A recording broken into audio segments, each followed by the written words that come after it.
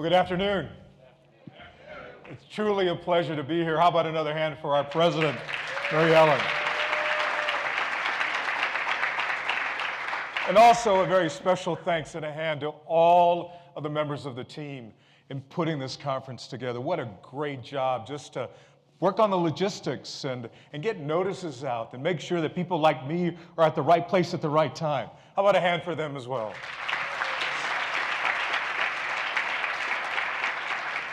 And for you, members of the CORE family, it truly is an honor for me to be with you this afternoon.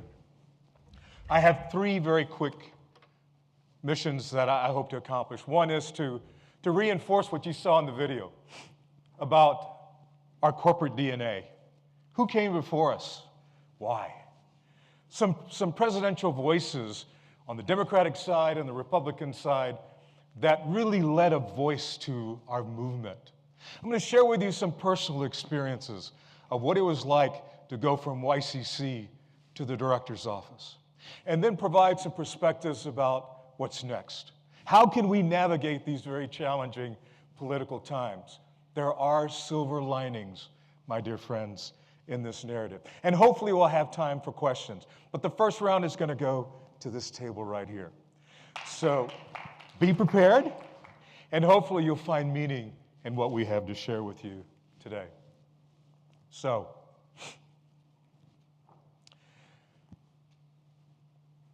if you, in history books, you may have heard or read about legacies of some of the presidents. I love this quote from Teddy Roosevelt. "We have fallen heirs to the most glorious heritage a people ever received, and each one of us must do his part if we wish to show the nation is worthy of its good fortune." What Teddy is talking about is our national birthright, our nation's public lands. FDR said, "The nation behaves well if it treats the natural resources as assets, which it must in turn over to the next generation, increased and not impaired in value." FDR took it one step further when he created the Civilian Conservation Corps in 1933.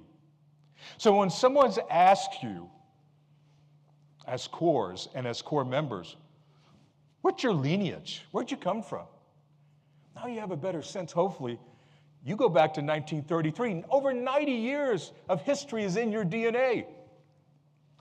The Youth Conservation Corps in the 1970s took it to a different level, where it said that, no, we're going to welcome young men and women, because the CCC was all about men. And frankly, back in those days, they had segregated CCC camps. But in the 1970s, no, it was more inclusive. How many of you are alumni of the CCC? I know there's one here at this table. If you were part of the YCC program, raise your hand. YCC. All right.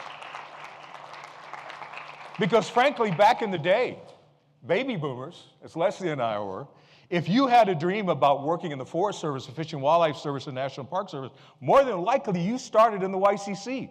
Then you became a seasonal ranger, and then a permanent ranger, or something like that within those land management agencies. And then comes in 1985, as you heard, the voice of the Corps were established. The Corps Network. And as you know today, the Corps is so urgently needed to continue to be that voice, that motivator, to bring the collective wisdom together for the youth of our nation. I commend this Corps and the network, and I'm deeply humbled and honored to not only to serve on the board, but as one of its co-chairs. Now, my history in the YCC and later in public service began on a trip to Yellowstone National Park in the early 1970s. My family and I are from Southeast Texas, the farmlands of Southeast Texas.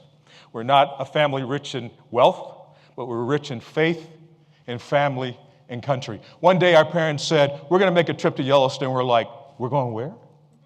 We'd never heard of a national park. We'd never been to a national park. But we went. But the first stop along the way was Grand Teton National Park. Have you ever been to Grand Teton National Park? So you know what I'm about to say. When you pull up to Grand Teton for the first time, you see that majestic mountain range, you're like, oh my gosh.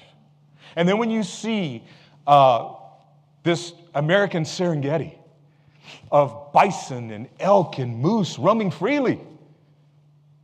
But then you start to pull back and we're like, ooh, there's nobody here that looks like me. And there are no rangers that look like us. And then when we found out they're grizzly bears, oh no, we're going back to Texas. No, grizzlies? Oh no, they ain't happening. It was one of the most enriching, life-changing experiences. Then we got to Yellowstone.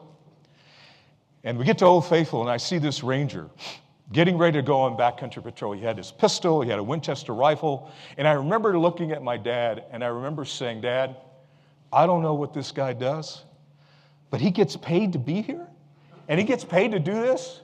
Oh, it's on. I want to find out more about what it means to be a National Park Ranger. So we went about doing that. Get back to Texas. Now, you got to remember in the 70s, we didn't have internets. We had the Encyclopedia Britannica. We had Popular Mechanics magazine, Outdoor Life magazine. But I found out about the Youth Conservation Corps. I realized that I had to make myself marketable for maybe that seasonal park ranger position. I wrote my memoirs called Ola Ranger, My Journey Through the National Parks, and this is my recollection of my first YCC experience. Anahuac National Wildlife Refuge, 1976. As a co-ed camp, we lived in an old schoolhouse and performed a variety of duties at the refuge, from trail construction to habitat restoration. I was elected by my peers to serve as the male representative of our camp and was responsible for discipline and camp assignments. It was also my first experience with alligators, and in not seeing Melissa for weeks at a time, my high school sweetheart. I could not wait for the mail call and to receive her letters, as this was also my first experience away from the comforts of home. Now, my wife couldn't join us today, but we were actually kindergarten classmates. And that girl tracked me down all the way to sophomore year in high school. She was relentless. I could say that because she's not here. But that story's also in my book, so if it's in the book, it had to be real. Her letters were my lifeline. This May we'll celebrate 45 years of marriage. I so much enjoyed that YCC experience, I said, you know what, I'm going to do it again.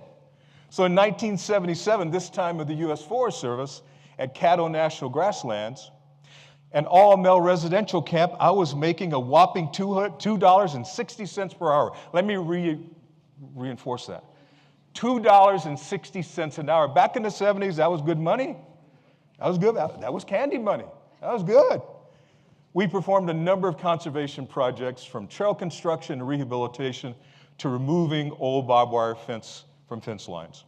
As a youth leader, I was in charge of a group council and helped to develop leisure activities after work hours. 2 YCC experiences, 2 leadership responsibilities as a teenager. It was at that time in those experiences that I understand the importance of group dynamics. That as a teenager, I could be a leader. That I could effect change, carry out directives, understand chain of command. There was one time in this particular experience where we were clearing barbed wire. We were 20 miles from the nearest town. And one of my enrollees, we were called enrollees back then, saw an armadillo and decided to chase it. Well, what he didn't see, secluded in the tree line, was barbed wire. It ripped his stomach from one end to the next. We're in a school bus 20 miles from the nearest town on a dirt road. The camp counselor, myself, and 2 of my other enrollees were in the back, keeping his insides in, keeping him from going into shock. I'm 17 years old. Those lessons taught me a lot about teamwork and about stress management. Trust me, I needed that later in my life. Sadly, in my professional career in leading people, I lost employees in the line of duty as director of the National Park Service, as a regional director. But that experience, as we almost lost him, gave me the strength, no matter what the issue, no matter the consequences, follow your training, believe in yourself, and make it happen. So, from the YCC to the seasonal ranger, that's me as a conquistador at age 19 at the Soto National Memorial in Bradenton, Florida, firing historic weapons that were used by the Soto's expeditionary force, cooking my food over an open fire. Now, there's something a little unique about this picture. Who can tell me what might be out of place? I've got the uniform, I got the period pieces. It was the 70s, man. I had to wear sunglasses. I know conquistadors didn't have them in the 1500s, man. You got to look hip, man. It's the 70s. So yeah, I'm wearing sunglasses. From there, I became a permanent ranger in the National Park Service. The picture that you see of Chief Ranger David Vela, law enforcement ranger, was taken, Mary Ellen, in 1985, when the Corps Network was established. That was taken at Appomattox Courthouse in Virginia. Lee surrendered to Grant. We lived in the home of the district clerk, who was actually, that house was there. We lived in his house. Everything in the house was original. You see that cannon? It was there at the time of the surrender. See that picket fence behind you, behind the cannon, behind me? After Lee surrendered to Grant, the Confederate forces stacked their arms right outside that fence, received their paroles, and walked home, thereby ending, effectively, the Civil War. From there, I became a superintendent at the only U.S.-Mexican war property in the National Park System in Brownsville, Texas. Superintendent Lyndon B. Johnson National Historical Park, where I had the honor of working with the former First Lady, Lady Bird Johnson. I could spend the next day telling you Lady Bird Johnson stories. What an amazing human being. From there, became right outside this door, the superintendent of the George Washington Memorial Parkway. Then, superintendent of Grand Teton National Park. The 21st superintendent of the very first park I saw that changed my life. Then, before that, a regional director where I had 66 national parks in the Southeast region. Then I get a phone call from Washington saying, Secretary Zinke wants to talk to you, Dave, get to Washington. I was being interviewed to be the 19th director of the National Park Service in the Trump administration and the first Latino to have that honor. From YCC to the director of the National Park Service, that's the director's office in the corridor. My dear friend, Derek has been in that office many times. I was asked to think about writing a summary of my experiences, and I did. But it was written primarily for the next generation. I didn't have a blueprint. This is all trial and error.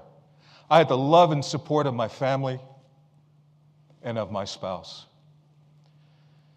who encouraged me to put it in writing and hopefully have the opportunity to inspire the next generation. This day, I do book events around the country. I've done speaking events in the Middle East.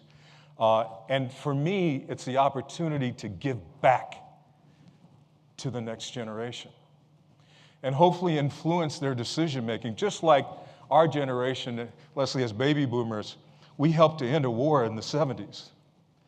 We were champions and did protest regarding environmental issues.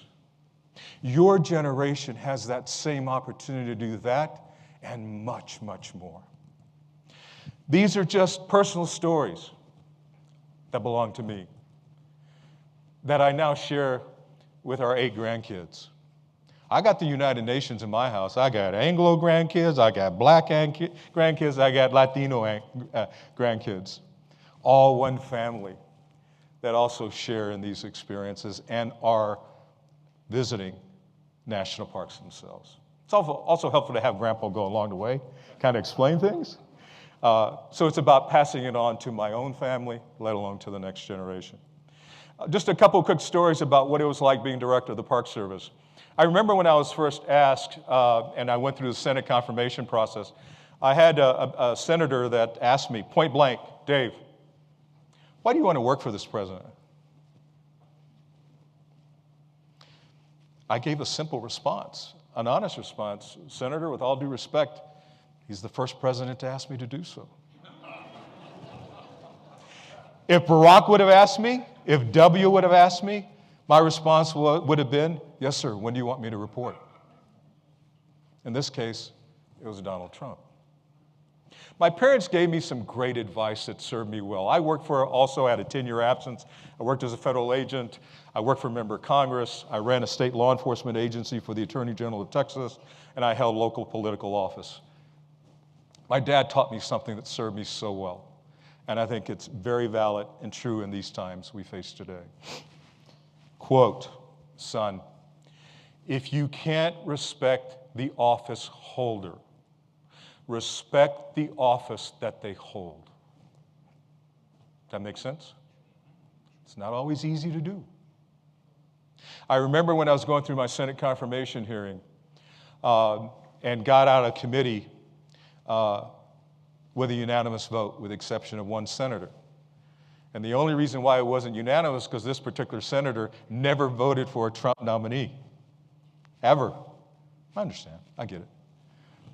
But later, after this senator got to know me and got to know my personal story reflected in these images, I had the senator's full support. What's the moral of the story? No matter the times, no matter the politics, you can still affect change in any political climate, even today. We're going to talk about some specifics of how to go about doing that. Running the National Park Service, COVID hit. And we're like, oh my Lord, what do we do now? The world didn't have a blueprint. I surely didn't, but we put one together. George Floyd was murdered in Minnesota. We had riots on the streets of the nation's capital. I had to call the guard in a number of times with the support of the secretary. It wasn't because of the Black Lives Matter movement. To the contrary. There's always in peaceful protests in all my years in law enforcement an anarchist component, criminal element that attaches themselves to peaceful protest. And the people that we were arresting clearly had criminal records. So no matter what you heard or what you personally taken from someone that was there, these were peaceful protests. That took a different turn. Remember the whole conversation about removal of Confederate statues from national parks? Remember that? That landed on my desk. You're a person of color.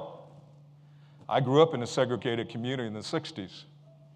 I could go to school in elementary school at that time and play on that school playground with people kids that did not look like me. But when we went to the local movie theater, Melissa and I had to sit up in the balcony, even though we played on the same playground. So as I'm contemplating these very racially charged times, it became personal for me. And as the media was calling and I was trying to explain to my own staff, let alone to the White House and to the Department of the Interior, Dave, what's your position? I think I surprised some folks. The Confederate statues are still in the monuments in the National Park System. Why? Because as painful as those stories are, they tell a story. If you remove the statues, you remove the story. So, Belen, when your kids go to Gettysburg and you try to explain that conflict and those statues aren't there, how do you explain the conflict? Better yet, that movie theater that we would go to, it's no longer in my hometown. With 8 mixed race grandkids. Think of the power of the message if I were to take him in that same theater. They call Melissa Mimi. Hey guys, Mimi and I used to have to sit up in the balcony. Well, why, Grandpa? Well, have a seat. Let's talk about it.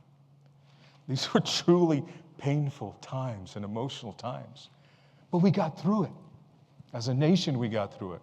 Why? Because we had open and frank conversations about the narrative. It was one of the most amazing experiences. I can't tell you the first time I sat in the director's chair. You know what the first thought I had? Was that one-room schoolhouse in 1976. Never dreaming that from that one-room schoolhouse, I would have the honor of running the National Park Service. So, today's conversation, as we commemorate 250 years as a nation, continues to evolve in its track to become a more perfect union. There's no question that today's politics are even more polarized than ever. Environmental issues have become highly politicized. Industries that rely heavily on the resources that have been entrusted to us as Americans wield amazing, considerable power at every level of government, to include the Congress. It's not a criticism. It's just a reality of politics. Doesn't make it right, doesn't make it wrong. It just makes it what it is. As a result of the lack of public awareness and engagement, there's an urgent need to make people aware of the importance of these environmental issues. When I was director, we were looking at uranium mining right outside of Grand Canyon National Park. And that's still going to be an issue. We're looking at haze pollution and 2 states away from Great Smoky Mountains National Park. All of these issues are interrelated. So you have to ask yourself, does my neighbor know about what's happening? Do my family members know? Does my community know? But most importantly, what role can I play to educate and inform them of the reality of today? Since January 2025, approximately 1,000 of my former employees have been removed or terminated from the National Park Service in relation to efforts to downsize the federal government. I can't tell you how painful it is for me to receive a phone call or an email. Dave, I got a termination letter that says, because of my inability to meet the performance expectations of my position, I am now terminated. When I gave them highly successful and exceeds performance evaluations. So to my federal colleagues that are in the room,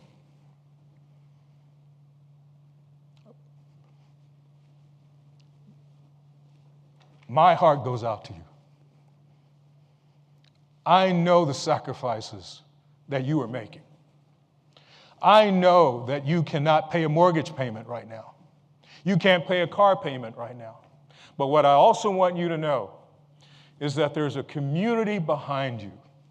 The Corps are behind you.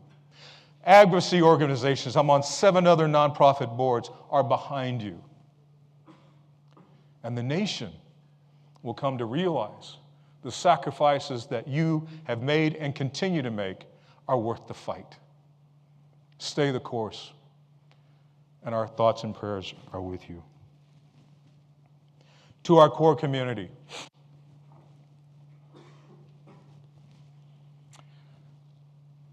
two weeks ago, I was dealing with a life-threatening infection. I'm an organ transplant patient. In addition to the thoughts and prayers from my colleagues over here, knowing that I will not miss an opportunity to look you in the eye and thank you for what you are doing to serve communities. You uplifted my spirits and frankly have given me the energy to stand before you today. Sadly, I have to fly back tomorrow because I have to begin therapy. We're going to get through this. But I want you to know that we need to continue to engage every level of government and the private sector, and you're doing that. Strengthen the bonds between our core members and our communities. Leverage and build coalitions within broader conservation organizations. I'll give you an example. I'm on the board of the National Parks Conservation Association and the National Park Foundation. We are having the exact same conversations we're having today in those board meetings. Exact same conversations. But here's the key. Let's not go it alone. Let's build capacity around the communities that have the same vested interest. And I can assure you that every one of those has a youth component because they understand and value what you do. Clear and concise voices are extremely important. How many members of your own family know what you do and in your communities know what you do? And we never, ever lose the essence of who we are and why we exist, so we have to stay true to our core values and mission, no matter the political consequences. To our core members, brothers and sisters right here, we need to find a way, and you've illustrated and demonstrated today how we can do that, to unleash their ability to raise awareness and mobilize communities.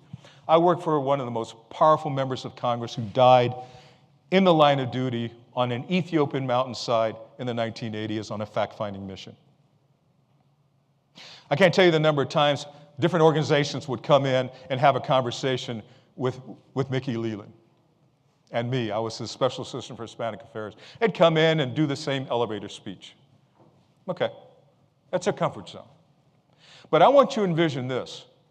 I want you to envision Belen going into a member's of a Congress's office. It could be your own congressperson, or to a county supervisor, or to a state representative, and say, Congressman, I represent the core network community, the core community. I'm a proud product of it. This program not only changed my life, but it continues to change the lives of youth in your congressional district, and here's how. I would love to see the reaction of someone in politics, no matter how strident their political beliefs are, not be moved by a story like that. Yesterday, we had a great board meeting led by our amazing chair, Derek, and president, and my colleagues, and we talked about the value and importance of making our stories personal. How much personal do you need to get to someone's attention, no matter their politics? Moving. Thank you, Mika, for sharing that story. The power and the intensity and the message will continue to serve you, your organization, and this core community well. We need to remind policymakers that the decisions they make today will impact your children tomorrow and your grandchildren.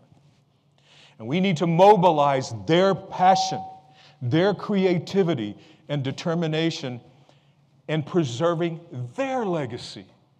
You now know that you got 90 years of DNA.